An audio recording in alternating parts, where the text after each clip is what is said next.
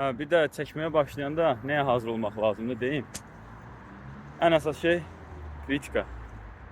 Yəni ətrafından. Sizə həsəd aparan, sizə paxıllıq aparan insanlar, yəni həmin anda başlayacaq. TikToker, sən atandan video çəkən oldun.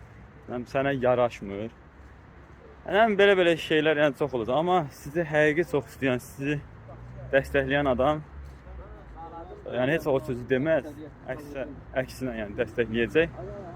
Amma onu da deyim ki, dəstəkləyən çox az olacaq. Yəni zarafatla olsa belə o sizə həsəd aparan adam sizi necəsə sancmağa çalışacaq.